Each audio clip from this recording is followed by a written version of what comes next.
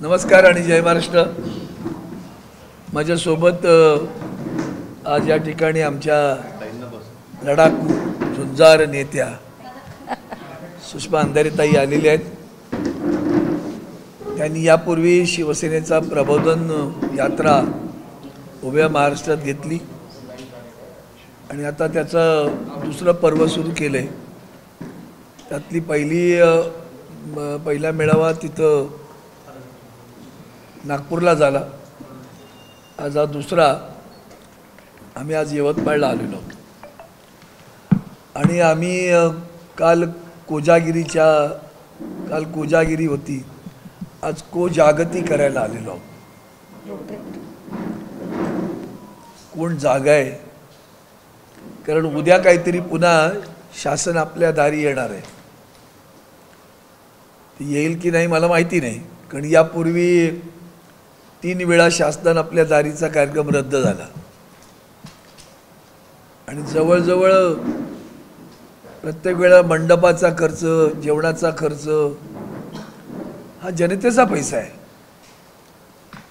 या जनतेच्या पैशाची उधळपट्टी होत राहिली, शासन आलं नाही, दारं उघडी होती, वाट पाहत होते लोक, पण शासन काही गोरगरिबांच्या दारी आलं नाही। ते उद्या येणार आहे असं म्हणतायत, कल्पना नाही। पण आत्ता यवतमाळमध्ये आलोय तेव्हा यवतमाळमधला सगळ्यात महत्त्वाचा प्रश्न असा आहे की उभ्या महाराष्ट्रामध्ये माझा यवतमाळ जिल्हा असं मोठं दुःख असे की सर्वाधिक शेतकऱ्यांची आत्महत्या कुठे होतात, त्या यवतमाळ जिल्ह्यात होतात।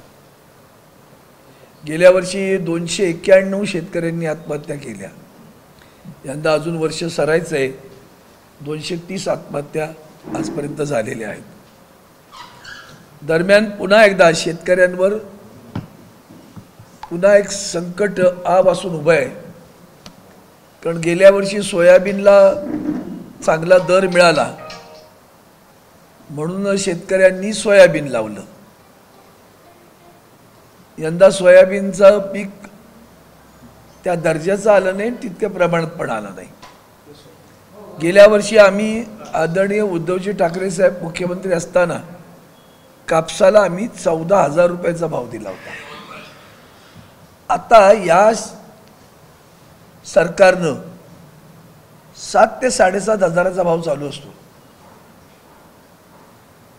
शेतकऱ्यांना असं वाटलं की आज ना उद्या भाव वाढेल। काही शेतकऱ्यांनी कापूस ठेवून दिला होता, काल परवाकडे तो 6,000-6,500च्या दरानं द्यावा लागला आणि म्हणून शेतकरी नाडला जातोय, पिडला जातोय।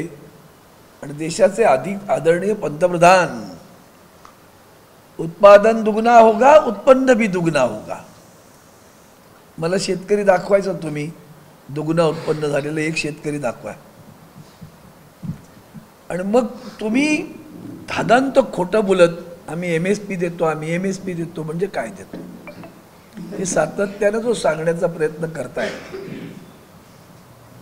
तो तुम्ही गेल्या 10 वर्षात त्या संदर्भात कुठलंही पाऊल उचललं नाही। किंबहुना तुमच्याच म्हणजे काल परवाकडे जे काय आरोप प्रत्यारोप त्यांनी शिर्डीत येऊन साईबाबांच्या साक्षीने केले ते आश्चर्याचे धक्के आहेत सगळे। तेव्हा तुम्ही 10 वर्षात तुमच्या कारकिर्दीत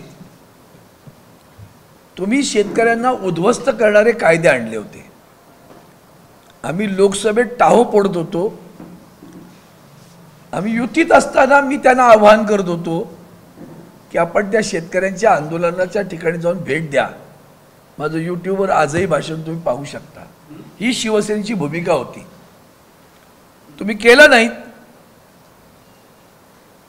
किती शेतकऱ्यांचे मृत्यू झाले त्या आंदोलनात याचा आकडा आजही कोणी खातरजमा करून देऊ शकणार नाही की इतके शेतकऱ्यांचे मृत्यू त्या आंदोलनात झाले। हा भारतीय जनता पार्टीच्या सरकारला लागलेला कलंक आहे आणि तुम्ही गमजा मारता। शेतकऱ्यांना आम्ही हेम देतोय तेम देतोय करून सांगता, गमजा मारता। मध्ये काहीतरी 10,000 रुपयाची पुडी सोडली 1-2 जिल्ह्यां किंवा तालुक्यांमध्ये मिळाली, ते पण हप्त्याने मिळाली काही ठिकाणी. त्याने काय होतं त्या मग शेतकऱ्याचं, गरीबाचं? तुम्ही मिनिमम सपोर्ट प्राइस द्यायला तयार नाही. आणि मग इतक्या आत्महत्या झाल्यानंतर शेवटी तुम्हाला शेतकऱ्यांसाठी आलेले कायदे मागे घ्यावे लागले. तुम्ही आणलेले, तुमच्या त्या बहुमताच्या जोरावर लोकसभेत मंजूर केलेले कायदे तुम्हाला मागे घ्यावे लागते. आणि मागे घेताना आदरणीय पंतप्रधानांना देशाची क्षमा मागावी लागली. मैं क्षमा मागता हूँ, जो कानून मैंने लाए मैं वापस लेता हूँ. यापुढं तुमच्या आयुष्यात रोज क्षमा मागण्याचेच प्रयत्न येणार आहेत काळ. कारण तुम्ही कामगारांच्या बाबतीत पण तेच कायदे केलेत. बेरोजगार प्रचंड प्रमाणात आहे, शेतकरी उद्ध्वस्त आहे, बेरोजगार वणवण फिरतोय, आणि तुम्ही बातम्या देताय उत्पन्न वाढलं म्हणून. इतकं धादांत खोटं बोलू शकतात. मग उत्पन्न वाढतो, शेतकरी आत्महत्या कशाला करतो? मग तुम्हा सर्वांना आठवत असेल, एकदा त्यांनी एक मुलाखत एका महिलेची घेतली होती. उत्तर भारतातील, उत्तर पूर्वमधील एका महिलेला विचारलं, बहन जी कैसी है आप? ठीक हूँ, अच्छी हूँ. कैसी चल रही है किसानी, खेती कैसी चल रही है? अच्छी है. फसल दुगनी आई? आई. उत्पादन दुगना हुआ? हुआ.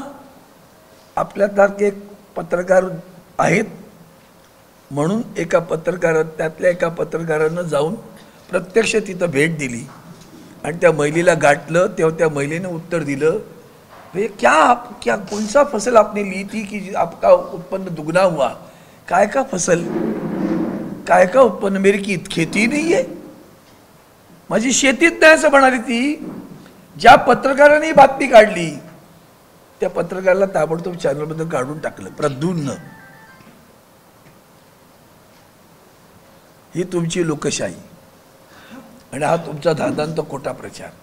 आणि म्हणून आपल्या सर्वांसाठी एवढंच सांगतो की आजचा आम्ही तिथे आलेलो आहे. प्रबोधन करण्यामध्ये ताईंनी जो पुढाकार घेतला आहे तो इतका स्तुत्य आहे. तर ज्या पद्धतीनं बाकी विविध वर्गांवर जे काही अन्याय होत आहेत ते त्या मांडतीलच. पण मी यवतमाळ जिल्ह्यात, माझा पश्चिम विदर्भाचा मी संपर्क नेता असल्यामुळे मला इथल्या सगळ्या विषयांची माहिती आहे. खरं तर तुम्ही काय द्यायला पाहिजे? कापसाला 14,000वरून 7,000? कोणी कापूस आणला बरं तिकडनं? कोण उद्योगपती आहे तो कापूस आणणारा? कुणी परवाना दिला त्याला आणायला? कुणासाठी आणला? कुठल्या उद्योजकासाठी तो कापूस आणला आणि माझ्या शेतकऱ्याला मारलं तुम्ही? आयात केला कापूस, आपल्याकडे कापूस असताना आयात केला आणि यांचा भाव खाली पाडला. हे तुमचं धोरण बरं का. भारतीय जनता पार्टीचं हे शेतकऱ्यांबद्दलचं धोरण. आणि म्हणून लोक वाट पाहत आहेत. लोकशाहीच्या मुळावर तर तुम्ही आलेलाच आहात. आज सोयाबीन गेले, कापूस, यंदा सुद्धा कापसाची शेतकऱ्यांची वाट लागणार आहे. खरं तर कुठलाही दिलासा देणार नाही. आणि हे नवीन प्रकार. काल परवाकडे मुंबईमध्ये रोजगार काय, हमने 34,000 रोजगार की लोकांना नियुक्तीपत्र दिलं. तर आम्ही नोकऱ्या केल्या ना, आम्ही सरकारमध्ये होतो ना. कुठले बिचारे राज्याचे मंत्री पण नाही आले तुम्हाला अपॉइंटमेंट लेटर द्यायला. त्या खात्याचं काम होतं. नोकरभरती जाहिरात करायचे, इंटरव्ह्यू घ्यायचे, लेखी परीक्षा घ्यायचे, पास झालं का द्यायचे. आता पंतप्रधान रेल्वेच्या कर्मचाऱ्याला देतात बरं का. 33 माणसं परत आणली जातात आणि नियुक्तीपत्र दिली जातात. आणि 30 माझगावडा सारख्या कंपनीमध्ये जिथे टेम्पररी नोकरी आहे त्याचं पण नियुक्तीपत्र तुम्हीच देता. जनाची नाही मानाची वाटली पाहिजे रे जरा तरी. हजारो कामगार आज अक्षरशः लाखो.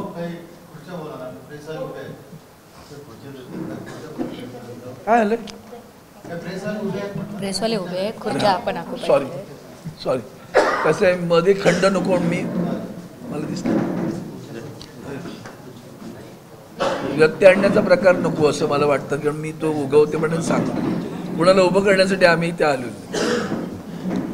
आम्ही काय शासन आपल्या दारी, तुम्ही राहा उभे उंबऱ्यावरी, असलं काय आमचं काही नाही. म्हणून ते या सगळ्यामधला हमीभावाचा विषय येतो, शेतकऱ्यांचा विषय येतो. रोजगारांचा विषय तू आज तुमच्या अनेक बँकांमधले कर्मचारी, कंपन्यांमधले कर्मचारी, विमा कंपन्यांमधले कर्मचारी, टेलिफोनमधले कर्मचारी सगळे कंत्राटी पद्धतीवर काम करत आहेत. सारं कंत्राटीकरण सुरू आहे. अतिरेकी खाजगीकरण, अतिरेकी कंत्राटीकरण, आणि आम्ही शाश्वताकडून अशाश्वताकडे आपली वाटचाल सुरू आहे. त्यामुळे यासाठी आज आम्ही इथं आलोय. आदरणीय पक्षप्रमुख उद्धवजी ठाकरे साहेब यांनी त्यांच्या 2-2.5 वर्षाच्या काळामध्ये कोविडसारख्या महाभयंकर संकटामध्ये, जागतिक संकटामध्ये आणि मुंबईसारख्या घनिष्ठ वस्त्यांमध्ये लोकांचे प्राण टोकाला भूमिका घेऊन, फोकस करून, लक्ष देऊन वाचवले. त्याचं कौतुक वर्ल्ड हेल्थ ऑर्गनायझेशननं केलं, त्याचं कौतुक सर्वोच्च न्यायालयानं केलं, त्याचं कौतुक नीती आयोगानं केलं नाही फक्त भारतीय जनता पार्टीनं. त्यामुळे ते उपद्व्याप जे काय करतायत ते करू देताना, पण प्राण वाचवणारे उद्धवजी ठाकरे साहेब महाराष्ट्राचे कुटुंब प्रमुख झाले. म्हणून महाराष्ट्रातला शेतकरी, कामगार, कष्टकरी आजही त्यांच्याकडे कुटुंब प्रमुख या नात्याने पाहतो, आस्थेने पाहतोय. आणि आमच्या युवा नेत्या आदित्यजी ठाकरेंनी तर उभ्या महाराष्ट्रात जोरदार धडक मारली, त्याचाही धसका यांनी बराच घेतलेला आहे. आणि म्हणून या निमित्ताने एवढंच सांगेन, दरवाजात येणारच असाल तर दिलासा तरी द्या. तो दिलासा देता येत नसेल तर हे तमाशे थांबवा. आत्ता माझ्याकडे शेवटचं सांगतो की तुमच्या या कार्यक्रमांना येण्यासाठी सरकारी शासकीय कर्मचाऱ्यांवर सक्ती केली जाते आणि प्रत्येकाने किती किती लोक आणली पाहिजेत त्याचा लाभार्थ्यांची संख्या दिली आहे. आणि खाली काय, आपणास नेमून दिलेल्या कर्तव्यात कसूर, नेमून दिलेल्या कामाची जबाबदारी पार पाडली नसल्यास आपणाविरुद्ध महाराष्ट्र नागरी सेवा वर्तणूक नियम 1971 अन्वये महाराष्ट्र नगर परिषदा, नगरपंचायती, औद्योगिक नागरी नियम 1965 नुसार कारवाई करण्यात येईल याची गांभीर्याने नोंद घ्यावी. वा वा, तुमच्या कार्यक्रमांना उपस्थित राहण्यासाठी सरकारी कर्मचाऱ्यांवर दिलेली ही सक्ती. मग तुम्ही आतापर्यंत 3 वेळा जे रद्द केलेत त्याचा खर्च झाला, मंडपासहित जेवणा खावण्याचा खर्च झाला, त्याची जबाबदारी कोणाची? मग तुमच्यावर का कारवाई होऊ नये? तुम्ही 3 वेळा रद्द केला तर तुमच्यावर पण कारवाई व्हायला पाहिजे. ज्यांच्यामुळे कार्यक्रम रद्द, असं विविध खात्यांना, प्रत्येक खात्याला असं पत्र दिलंय बरं का. आणि म्हणून ती उपस्थिती कशी करावी त्यासाठी सक्ती केली जाते. शिवभोजन योजनेतल्या महिलांना किंवा जे कोणी चालवते त्यांना चालू सांगितलं ते तुम्ही एवढ्या थाळ्या मोफत द्या, भोजन मोफत द्या. मग ते काय, त्या लोकांनी काही मला वाटलं नाही म्हणून सांगितलं. मग आता एक काम करा, बिस्किटं द्या, पैसे देणार नाही. शिवभोजन दिलं ना तुम्हाला, उपकार करतो बरं का आम्ही. ही भूमिका आहे सरकारची. त्या शिवभोजनच्या योजनेमध्ये गोरगरिबांना स्वस्तात जेवण मिळावं ही भूमिका कोविड काळापासून आदरणीय उद्धवजींनी सुरू केलेली ती योजना आहे. अशा अनेक योजना आहेत या केंद्रापासून खाली राज्यापर्यंत यांनी स्थगिती दिली. आत्ता त्याला कोर्टानं तमाशा लावला त्यांना. त्यामुळे आजच्या या परिषदेने आपल्याला विनंती करतो की हे जे विषय आहेत ते विषय सोडून अन्य विषयांकडे कसं न्यावं याचं कौशल्य असलेले, कौशल्य विकास असलेला एक सरकार आहे. त्याचं कौशल्य हेच आहे, हा कौशल्य विकास आहे त्यांचा. कुठल्याही मूळ विषयापासून दुसरीकडे कसं घेऊन जायचं आणि लोकांना भावनिक कसं गुंतवायचं. शेतकऱ्याच्या आत्महत्येवर बोलायचं नाही, शेतमालाच्या भावाबद्दल बोलायचं नाही, बेरोजगाराबद्दल बोलायचं नाही, महिलांवरच्या अत्याचारावर बोलायचं नाही. बोलायचं कशावर, तर देश कसा दुभंगला जाईल अशा विषयांवर. आणि म्हणून आपल्याकडनं ही अपेक्षा करतो, उद्या चर्चा असा कार्यक्रम आमच्या उद्धवजींनी सुरू केला, तो गावागावात जाऊन आमचे सैनिक सर्वसामान्य नागरिकांना, शेतकऱ्यांना भेटतायत आणि त्यामध्ये आम्हाला इत्थंभूत माहिती मिळते, त्यांचा रोष लक्षात येतोय. म्हणूनच यांचं धाडस कुठल्याही निवडणुका घेण्याचं होत नाही. एवढंच या निमित्तानं सांगतो. थांबतो. मी आदरणीय आमच्या ताईंना 2 मिनटं बोलू दे, मग तुम्ही प्रश्न विचारा अशी विनंती करतो. नमस्कार. यवतमाळ जिल्ह्यातल्या सर्व डिजिटल आणि प्रिंट माध्यमांच्या पत्रकार बांधवांचे मनपूर्वक स्वागत. नेते अरविंदभाईंनी एक भूमिका आपल्यासमोर विशद केली. महाप्रबोधन पर्व 2 सुरू झालेलं आहे. पर्व 2ची उद्घाटकीय सभा नागपूरमध्ये संपन्न झाली आणि त्यानंतरचा जो दौरा आमचा पश्चिम विदर्भात होत आहे त्यातली एक महत्त्वपूर्ण सभा आज यवतमाळ जिल्ह्यात अर्थात नेरमध्ये संपन्न होती. ही पत्रकार परिषद घेताना हेही आम्ही स्पष्ट केले पाहिजे की आजच्या सभेची तारीख ही खूप आधी आम्ही निश्चित केलेली होती. त्यामुळे एकीकडे मराठा आरक्षणाचं वातावरण तापलेलं असताना आम्हाला याची जाणीव आहे की आमचा सगळा मराठा बांधव हा प्रचंड ताकदीने सरकारकडे काही मागण्या करत आहे. या पत्रकार परिषदेच्या निमित्ताने आम्ही हेही आवाहन करू इच्छितो सगळ्याच मराठा बांधवांच्यासाठी, कारण ज्या पद्धतीने आत्महत्या किंवा वेगवेगळ्या बातम्या येत आहेत, आत्महत्या हे कुठल्याही प्रश्नाचं उत्तर असू शकत नाही. त्यामुळे मराठा बांधवांनी हे अगतिक पाऊल न उचलता शासन दरबारी एक विधिवत लढा देणं जास्त गरजेचं आहे आणि तो विधिवत लढा सुरू आहे. अशा पद्धतीने आपण सगळे मराठा भाऊ हे आमच्यासाठी, आपल्या सगळ्या कुटुंब आणि आप्तस्वकीयांच्यासाठी आपला जीव खूप मूल्यवान आहे. त्यामुळे त्याची सगळ्यांनी काळजी घ्यावी. सोबतच आमचं सरकारलाही हे जरी आम्ही यवतमाळमध्ये असू तरी आवाहन असेल की मनोज जरांगे यांच्या प्रकृतीची चिंता करत, कारण आम्ही तोडगा काढणार असं म्हणणारे शिंदेसाहेब आणि एकूण सरकारमधले लोक हे ज्या पद्धतीने बोलत आहेत, मध्ये 40 दिवसांचा वेळ त्यांना दिलेला होता, पण त्या 40 दिवसामध्ये त्यांनी एकदाही ना मनोज जरांगे ना त्यांच्या वतीने त्यांच्या कुठल्याही समितीतल्या लोकांना चर्चेसाठी बोलावले, ना कुठली काही पावलं उचलत आहेत असे चित्र दाखवले. सो मराठा विरुद्ध ओबीसी असा वाद जाणीवपूर्वक चिघळवण्याचा प्रयत्न सरकारने करू नये, हे मी फार जबाबदारीने सांगते.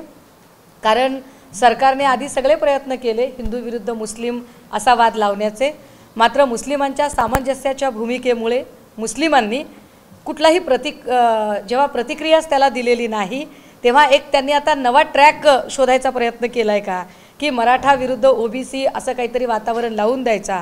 पण ते तसं होऊ नये, कारण सरकार म्हणून त्यांची भूमिका ही संपूर्ण राज्याच्या पालकत्वाची भूमिका असली पाहिजे, ही अपेक्षा आम्ही या निमित्ताने व्यक्त करतो.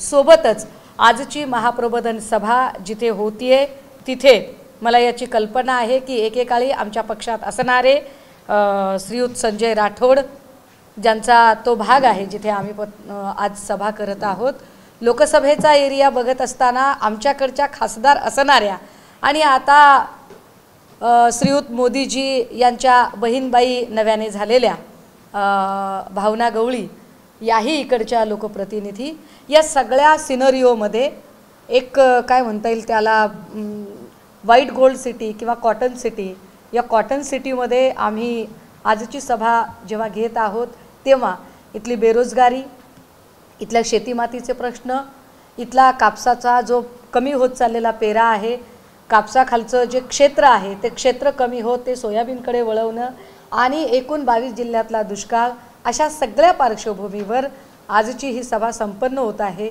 या सभेमध्ये आम्हाला एकूण राज्यातल्या राजकीय, सामाजिक आणि सांस्कृतिक प्रश्नांचे पूर्णतः भान आहे, त्याचे गांभीर्य आहे.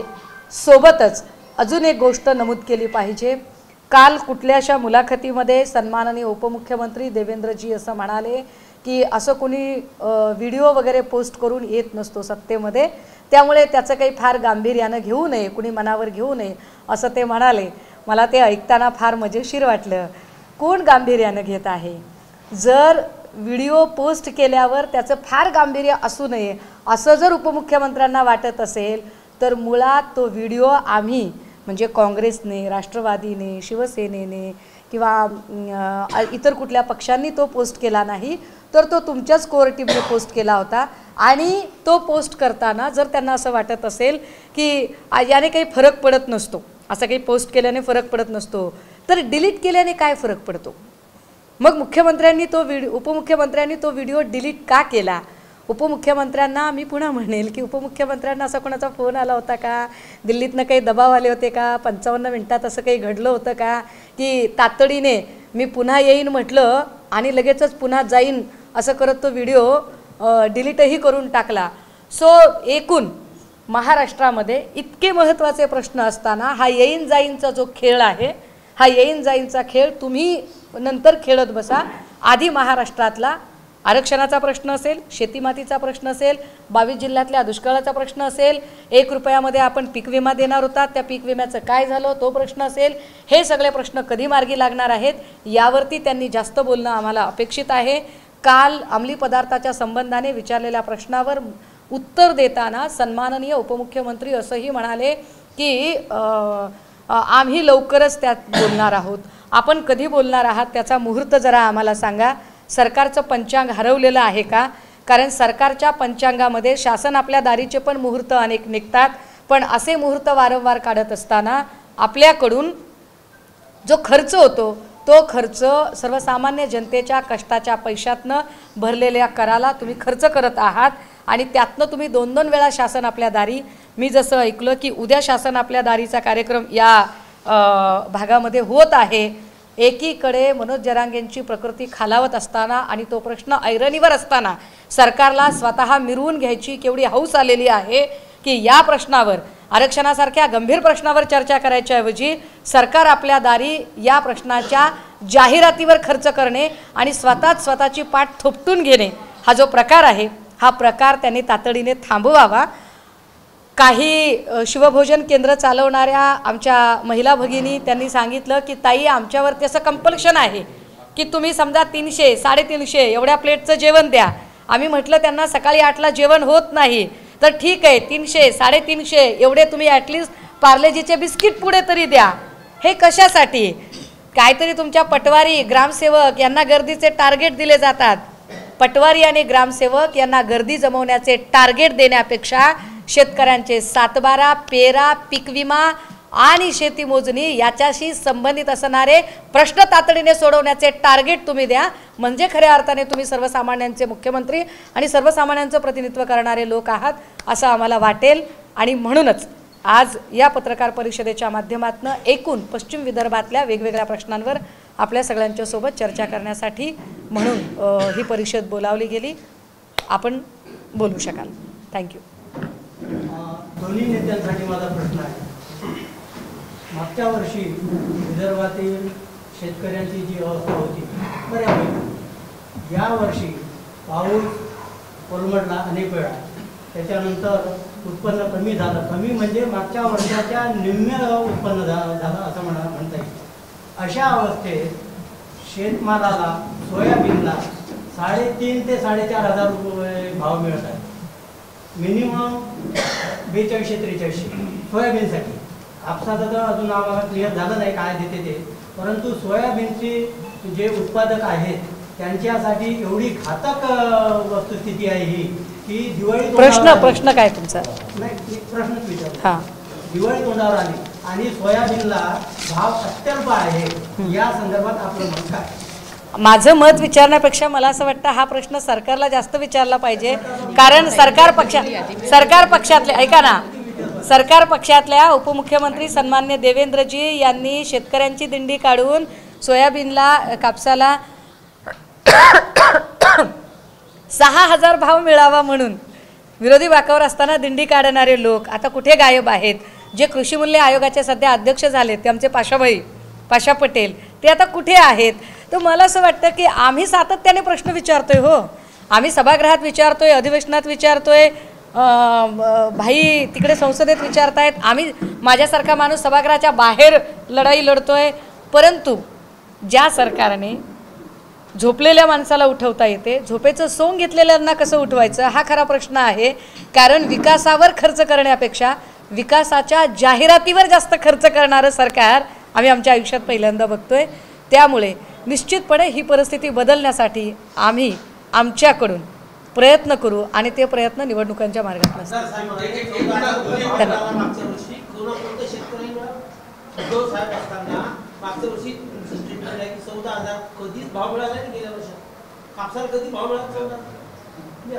मिळालं ना.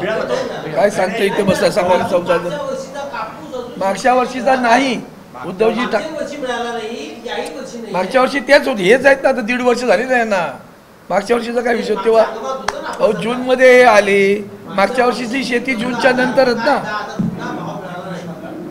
मिळाला भाऊ, भाव मिळालेला आहे सांगतो.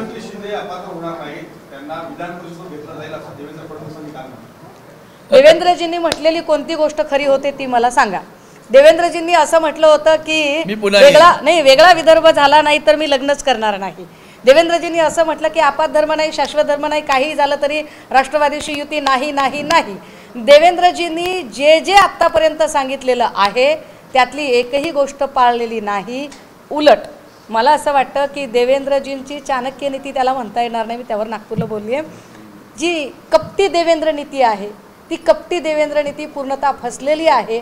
आत्ता ते जे हे सांगत आहेत की आम्ही त्यांना एक वेळ विधान परिषदेवर घेऊ जर असं काही झालंच तर, याचा अर्थ असा आहे की देवेंद्रजी स्पष्टपणे संकेत देत आहेत की होय आम्ही शिंदे साहेबांना एक डिग्निफाईड एक्झिट, एक सन्मानजनक त्यांना परतीचा रस्ता करून देणार आहोत.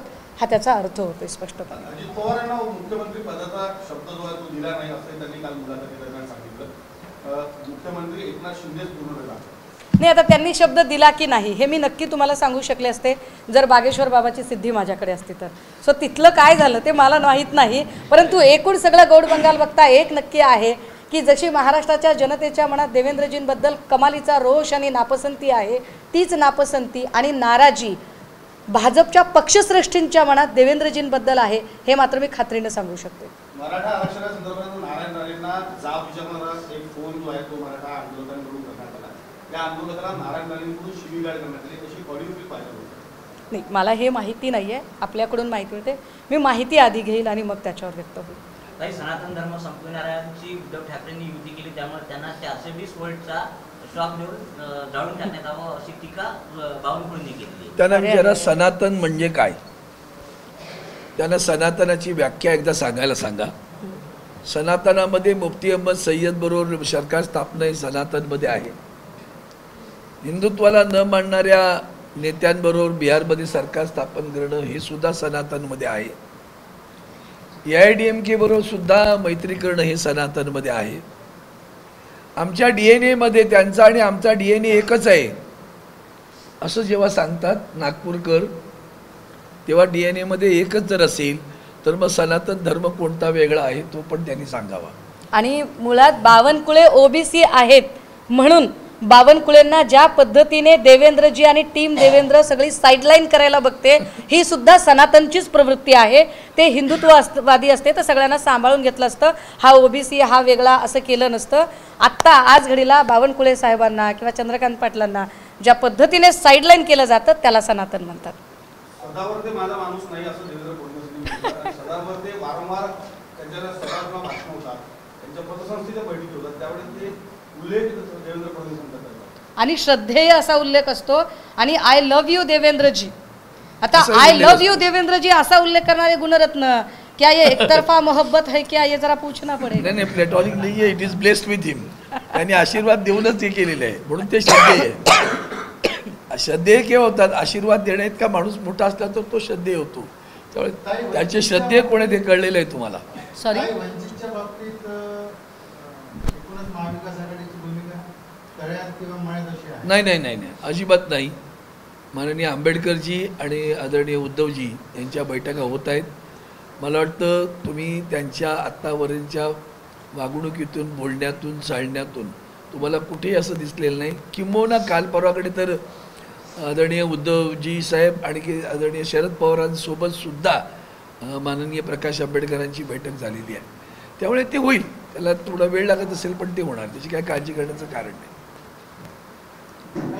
देशाचे शिक्षण मंत्री धर्मेंद्र प्रधान यांनी गुजरातमध्ये परवा वेस्टर्न झोनच्या परिषदेच्या भाषणात त्यांनी असं म्हटलंय की समर्थ रामदास तो शिवाजी नाही, शिवाजी बनाने की फॅक्टरी के सब समर्थक ग्रुप यहाँ बैठे असं वक्तव्य केलं. काय म्हणतात? नाही, भाजपच्या सगळ्याच लोकांनी, मग ते केंद्रातले नेते असतील किंवा राज्यातले नेते असतील, यांनी एक चंग बांधलेला आहे.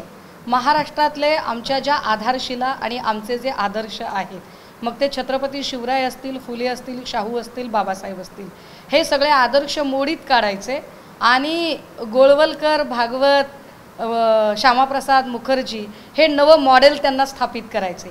ते मॉडेल स्थापित करण्यासाठी ते आमचा शिव, फुले, शाहू, आंबेडकर ही आधारशिला मोडीत काढण्याचा प्रयत्न करतात. But we don't care.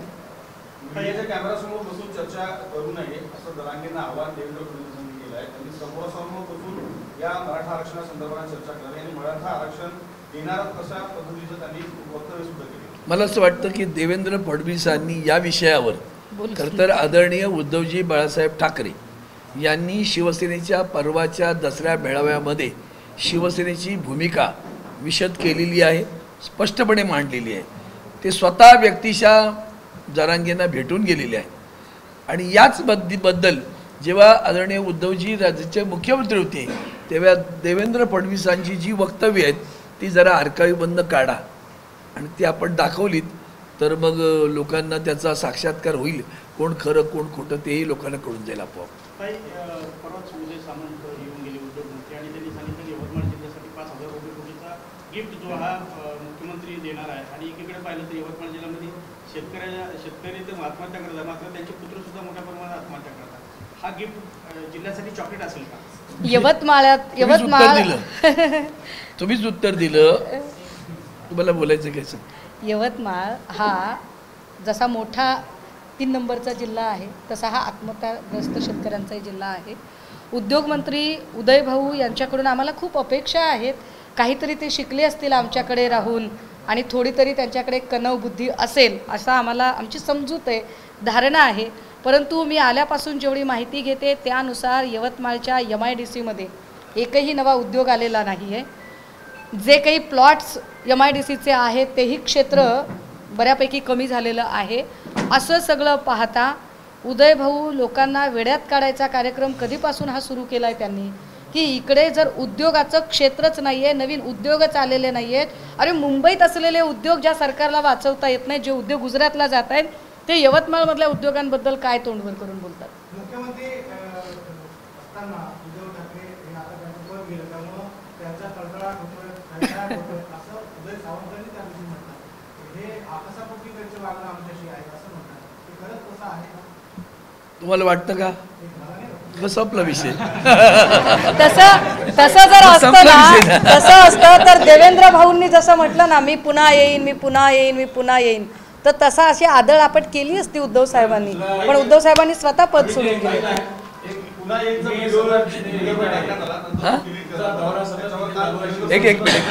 एक मिनिट त्यांचा प्रश्न होता. सतत दौरा सुरू आहे तुमचा आणि शिवसेनेकडे सांगितलं जातं की यांना सबक शिकवायचं त्या दोघांना. तर ही जागा शिवसेना उद्धव ठाकरे या दोघांना काय वर 2 खाली 2 असे सगळीकडे 2-2च आहेत ना. ते वरती पण 2 आहेत, बाहेर 2 आहेत, इकडे मला कळतंय इथे पण 2 आहेत. शिवसेनाच इथं शिवसेनेचाच भगवा इथे पडकडा. आणि दॅट टू शिवसेना इंडिया. लक्षात ठेवा, इंडियाचा झेंडा. आरक्षणावरून राज्यात संपूर्ण मराठा बांधव आक्रमक झालेले आजपासून गावागावात उशिरा आरोग्यमंत्री तानाजी सावंत यांनी हा प्रश्न येत्या 2 दिवसात सुटणार असल्याचं म्हटले. काय खेकडा कुठे विचारत आहे? खेकडा कुठे ज्यांना विचारत? खेकड्याबद्दल कळत नाही, हाफकिनबद्दल कळत नाही, ज्यांना संसर्गजन्य आणि साथीच्या रोगातला फरक कळत नाही, त्यांनी आरक्षणासारख्या प्रश्नावर बोलू नये. म्हणजे येथे पाहिजे ज्ञानी येरा गबाळ्याचे काम नव्हे. म्हणून तानाजी सावंतांनी बोलू नये. ट्विटरवर व्हिडिओ टाकला होता काल मी पुन्हा येईनचा. त्या व्हिडिओ थोड्या वेळात डिलीट झाला. त्यानंतर त्या व्हिडिओवर जो देवेंद्र फडणवीसांनी विचारलं होतं त्यांनी सांगितलं की व्हिडिओ टाकून कोणी मुख्यमंत्री होत नाही, मुख्यमंत्री एकनाथ शिंदेच राहतो. मूळ मुद्दा असं आहे ना, ती जेव्हा टाकलं ती मला माझं बाईट बघा काय म्हटलं मी त्यांना. असं म्हटलं याचा अर्थ एकनाथ शिंदे घरी जात आहेत, दुसरा अर्थ अजित पवार मुख्यमंत्री होत नाही, आणि तिसरा अर्थ पुन्हा एकदा त्यांनी ते डिलीट करून महाराष्ट्राचा विनोद केला. त्यांनी ते महाराष्ट्राचा विनोद आहे, तो पुन्हा येईन. ह्या एक विनोद ते सातत्याने करत राहणार, त्यांच्या आयुष्यभर तो बोलत राहावं लागणार त्यांना. सावंत साहेब, खासगीकरण आणि कंत्राटीकरणाच्या संदर्भात तुमचा उपस्थित केला. वा, पंतुलेपासून कंत्राटीकरणाची पद्धत सुरू झालेली आहे.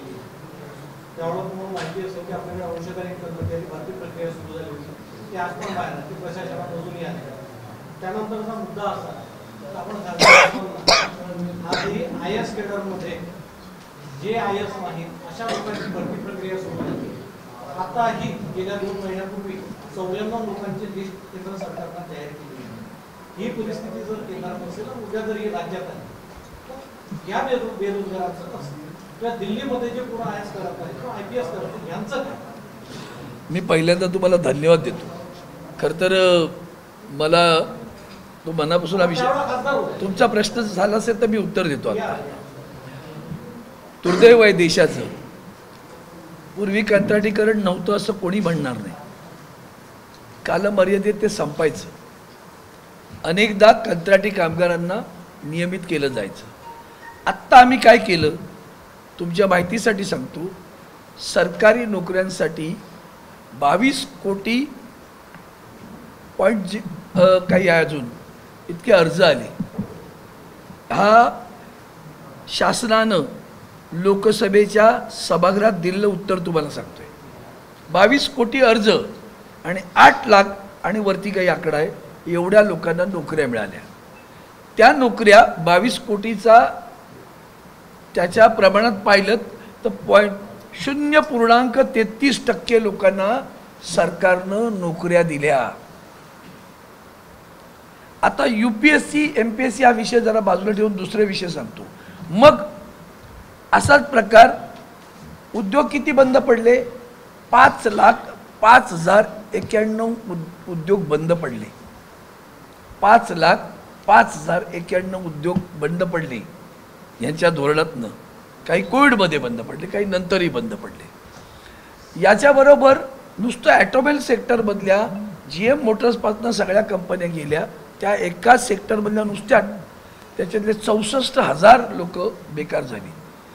आता या सगळ्याचं तुम्ही पाहिल्यानंतर दुसऱ्या बाजूला आणखीन काय प्रताप केले आम्ही, म्हणून मगाशी मी जे म्हणतो अतिरेकी, मी असा शब्द वापरला.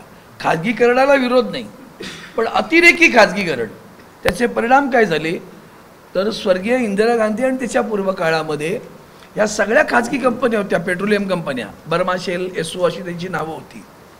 त्या सगळ्या सार्वजनिक उपक्रमामध्ये त्यांचं रूपांतर केलं.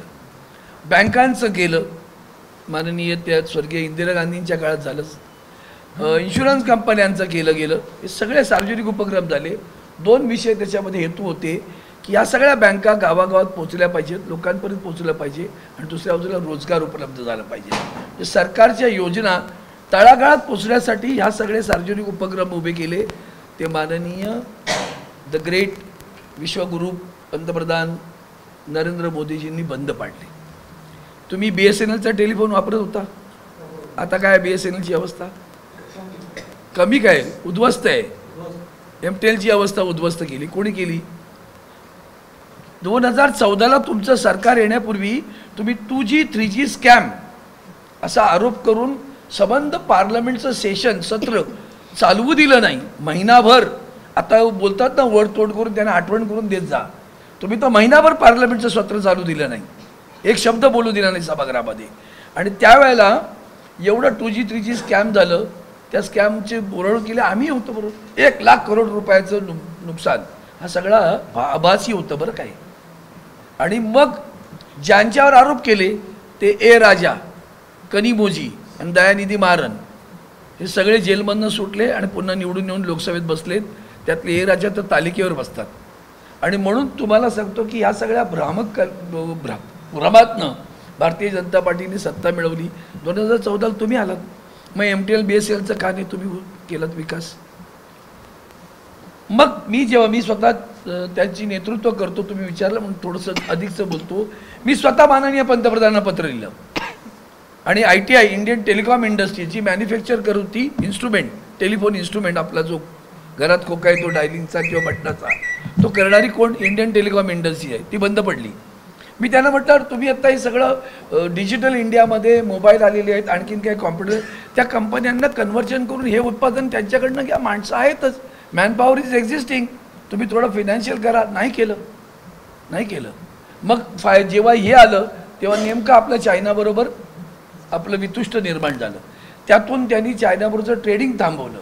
ते थांबल्यानंतर जेव्हा 4G 5Gसाठी BSNL MTNLने अर्ज केला होता, टेंडर काढलं, ते टेंडर काढून टेंडर फायनल झालं, ते चायनीज कंपनीला मिळालं. मग सांगितलं नाही तिकडनं घ्यायचं नाही, वितुष्ट निर्माण झालं आहे. मग मी पुन्हा अर्ज केला, तर नाही आत्मनिर्भर भारत. बरं आनंद नाही, आत्मनिर्भर झालं तर ती आनंदाची गोष्ट नाही, पण जी गोष्ट या देशात मॅन्युफॅक्चरच होत नाही, 4G 5Gचं इक्विपमेंट मॅन्युफॅक्चर होत नाही, तुम्ही परदेशातून घ्यायला BSNL अलाव करा. नाही केलं. मित्राचा 5G आला बरं का, मित्राचा 5G आला. मित्राचा 5G कुठून आला? तोही चायनात आला ना. तो कसा आला तेही विचारा ना कधीतरी. मित्राचा 5G कुठून आला? आणि मग BSNLला मारण्याचं काम. त्यामुळे लाखो लोक, 4 लाख लोक BSNL MTNLमध्ये 4 ते 4.5 लाख लोक नोकऱ्या करत होते. कोणी बुडवलं? आणि मग आता काय करायचं? तर तुम्ही जवानांना सुद्धा अग्निवीर करून टाकलं हो. पेन्शन द्यायची नाही आहे तुम्हाला, 4 बरस काम करू बाद में जाओ. म्हणून आता पोलीस भरती सुद्धा कंत्राटी करायला हे निघाले होते. म्हणजे ज्यांनी आपली सुरक्षा करायची तो असुरक्षित नोकरीच्या बाबतीत पोलीस, मग गदारोळ उडाला. त्यामुळे त्या दोन्ही सगळ्या सरकारनं मागे घेतल्यात आता कंत्राटी बंद. कशासाठी कंत्राटी बंद? आणि म्हणून कुठे आवश्यक आहे, कुठे अनावश्यक समज. रंग काढायचं आहे माझ्या हॉटेलला, तिथे मी कंत्राटच देणार ना, परमनंट नोकरी ठेवणार. पण जी लोक बँक ऑफ बरोडा नाव घेऊन बोलतोय, बँक ऑफ बरोडामध्ये 20 वर्ष कर्मचारी कॅज्युअल कर्मचारी आहे, कॅज्युअल. 20 वर्षापूर्वी हे कायदेही नव्हते बरं. आता जो कायदा जुना होता तो 100 कर्मचारी असतील तर कारखाना त्याच्यापेक्षा कमी असतील तर कारखाना बंद करण्यासाठी सरकारची परवानगी लागत नाही. हा कायदा बदलून वरती आता नव्या सरकारनं 300 कर्मचारी असले तरी कंपनी बंद करायला सरकारची परवानगी घेण्याची गरज नाही, असा कायदा आदरणीय पंतप्रधान नरेंद्र मोदी यांनी आणला. मग मला सांगा कशाची शाश्वती देत आहे तुम्ही लोकांना? म्हणजे इंजिनियर झालेली मुलं, ग्रॅज्युएट झालेली मुलं, MBA केलेली मुलं वणवण भटकतायत, कुठेही परमनंट नाही, परमनंट नोकरीच नाही. आता असा प्रकार जिथं होतं सरकारी त्याच्यात बंद करून टाकलं. आरक्षणाच्या लढ्याच्या वेळेस मला हाच चिंता वाटते की एका बाजूला इतकं खाजगीकरण आहे, मग आरक्षण कुठे आहे असा प्रश्न आहे. आणि म्हणून कंत्राटी करण्याच्या बाबतीत माझ्याकडे मी सभागृहात आता इतकं बऱ्यापैकी जास्त बोललोय, मला वाटतं मग विस्तृत बोललोय. माझ्याकडे सगळं प्लॅन आहे, मी त्यांना दिलं. तुम्ही करायला तयार नाही आहात म्हणून सांगितलं तुम्हाला. कॉन्ट्रॅक्ट कुठे केलं? जे सरकार आर्मीमध्ये जर कंत्राटी पद्धतीने आणत असतील तर त्या सरकारबद्दल इतरबद्दल काय बोलण्याची गरज आहे का? कोणाला 45 लाख देणार 4 वर्षात?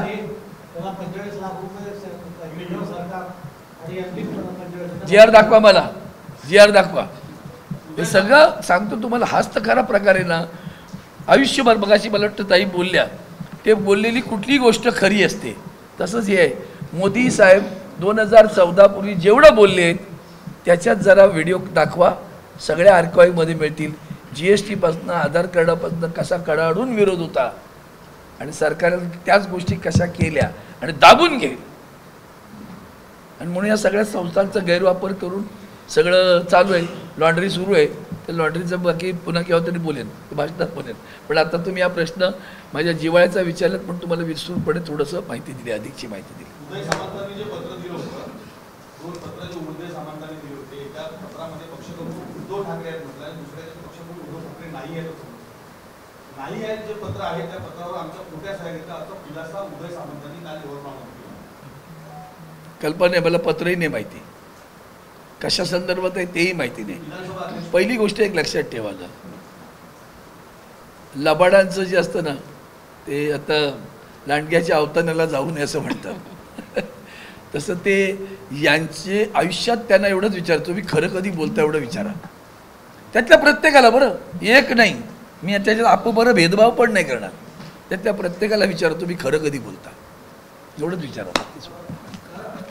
बस. की यवतमाळ मतदारसंघाचा विजेचा जो प्रश्न आहे MSEBचा शेतकऱ्यांसाठी आणि रब्बीचं पीक आता हातात MSEB वीज वितरण तर ते फक्त 8 दिवसामध्ये 3 दिवस लाईट मिळते दिवसाला.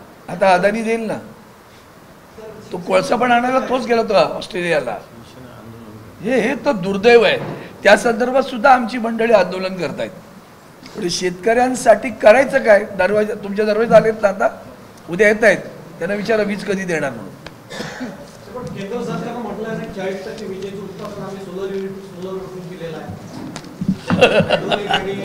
मग शेतकऱ्यांना वीज का नाही मिळत तेच त्याला उत्तर द्या ना. मग शेतकऱ्यांना वीज का नाही मिळत विचारा ना.